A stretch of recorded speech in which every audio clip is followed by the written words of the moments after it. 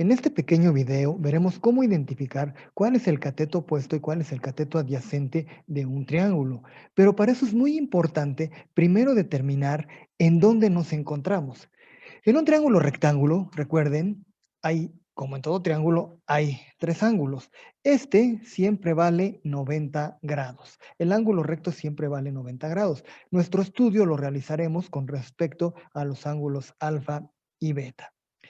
Bueno, vamos a llamar a donde se encuentra la casa azul el cateto A y donde se encuentra la naranja el cateto B.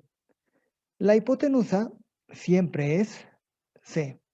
Muy bien, pero ahora, ¿cómo identificamos cuál es el cateto opuesto y cuál es el cateto adyacente? Bueno, eso depende desde dónde lo veamos. Estos somos nosotros. Podemos verlo desde el ángulo alfa o podemos verlo desde el ángulo beta. A partir de donde lo veamos, es donde determinará si es el cateto opuesto y el cateto adyacente. Vamos a empezar en alfa. Imagínense que ustedes están parados en una calle y ven dos casas. La casa que está junto a ustedes es la casa adyacente. Siempre lo que está pegado a nosotros es el adyacente. Es la casa que está pegada a donde están ustedes. La que está enfrente es la opuesta. Pero esto es siempre y cuando estemos viéndolo desde el punto de vista del ángulo alfa. Entonces las funciones trigonométricas serían seno. El seno de alfa es el cateto opuesto. El cateto opuesto es el que estamos mirando enfrente. En este caso es A. Entre la hipotenusa no cambia, es el cateto, la hipotenusa es C, la que llamamos C. Muy bien, ahora vemos coseno.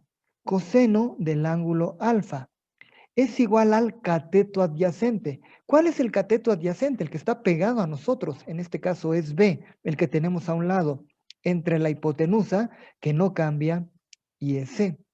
Y finalmente tenemos la tangente del ángulo alfa, que es cateto opuesto, que vale A, entre cateto adyacente, que vale B.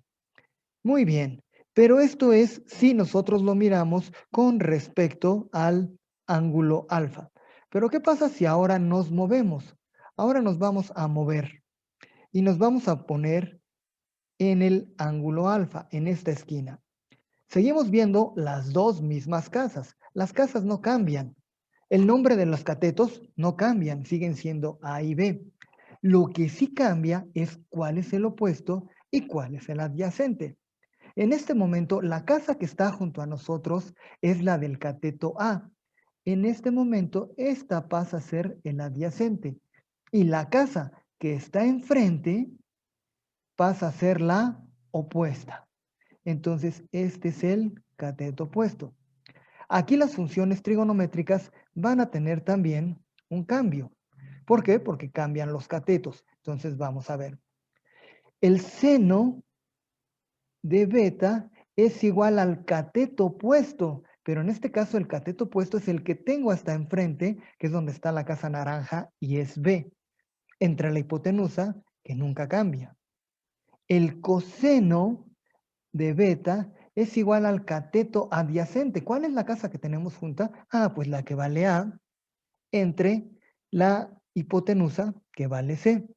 Y la tangente de beta es igual al cateto opuesto, que vale B, entre el cateto adyacente, que vale A.